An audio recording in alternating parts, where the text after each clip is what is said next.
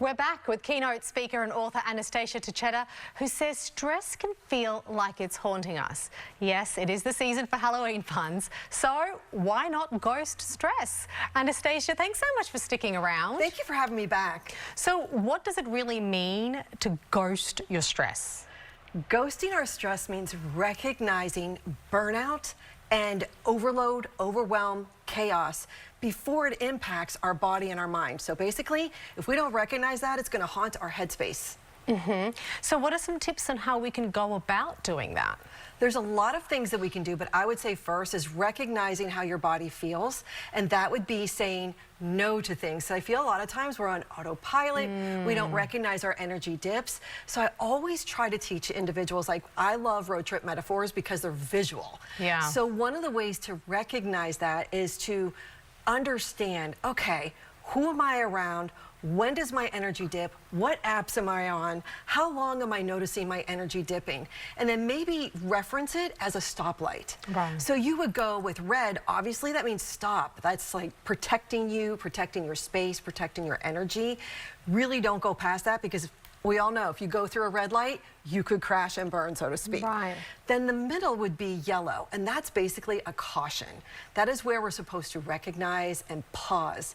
Pausing, right now I gotta tell you, that is the micro boundary. That's like the mother lode of boundaries. Right. Because if we pause for 3 to 5 seconds intentionally before we respond as a yes to someone, that resets our nervous system and it rewards us. So it's as simple as not responding immediately, like just saying, okay, you've asked me a question, and instead of being the yes person that you might be, yes, take 3 seconds, take that beat, really think about it, and then answer. And it doesn't have to be yes. Learn to say no, as you're reiterating. Exactly. We do not want stress to gaslight us into saying a yes or a maybe. You know, when you say no, it's not about rejection, it's about redirecting, and redirecting means honoring your limits and understanding your triggers.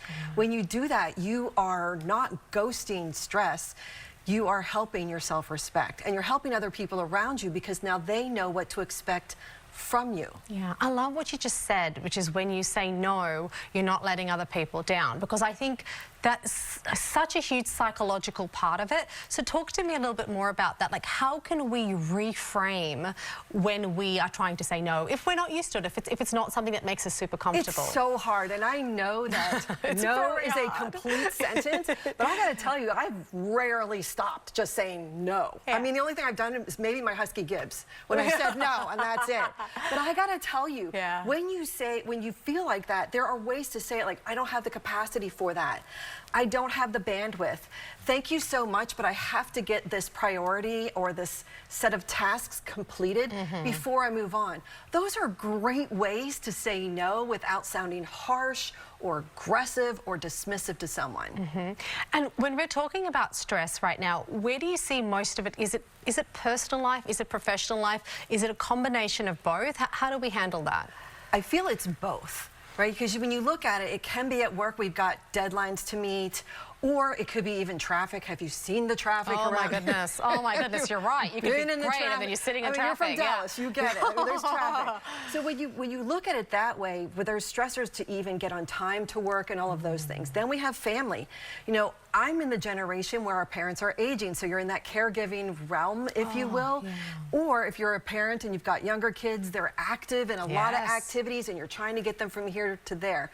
So the answer is to recognize how much capacity do you have to give before your energy is dipped so low that it can't read, like your check engine light is on. Yeah, no, I can definitely relate to that. I feel like there's been many times when it's been too late, when the check engine light is on. I love these car analogies. Isn't it really awesome? It helps to just redirect your brain and reward you into saying, okay, I'm going to stop panicking, and I can get back into the control and stop fueling chaos. I feel like there's so many people out there who'd be watching this being like, yes, I feel you. help me, Anastasia.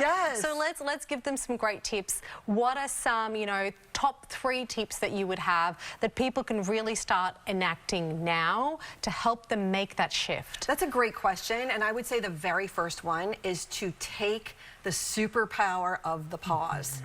That 3 to 5 seconds is a beautiful rewiring reset for your people pleasing. It stops you. And then you realize my brain gets to lead me to the answer instead of reacting to the answer. Right. So there's a whole different mindset shift. So you're shifting gears from panic into calmness and focus. Yeah. The power of the pause. The power really of the pause. is. Exactly. Yeah. And when you notice your energy dipping, do not think it's selfish. You want to protect that energy because that is essential. It's not a luxury to just hand it away. It's very essential to keep it and protect your peace. So notice your energy dips throughout the day. Say no when you can, and make time to understand what is around you that is causing that unrest, stress, or triggers, if you will. And if you understand all of that, then of course you can take the necessary action, as you've just said. You can go to the green light and go, and you move forward in your life because you're in alignment with your priorities and live your best life. I love it. I feel all ready and geared up to fight this autumn burnout. Thank you. Anastasia Tichetto, thank you so much for joining us. I really enjoyed being here. Thank you for having me. It's lovely chatting with you. And we're going to be sharing Anastasia's fantastic advice on Bloom Tampa Bay. And stay with us, because up next, we're going to dive into the importance of gaining inner confidence in order to achieve entrepreneurial success. That's coming up when Bloom returns.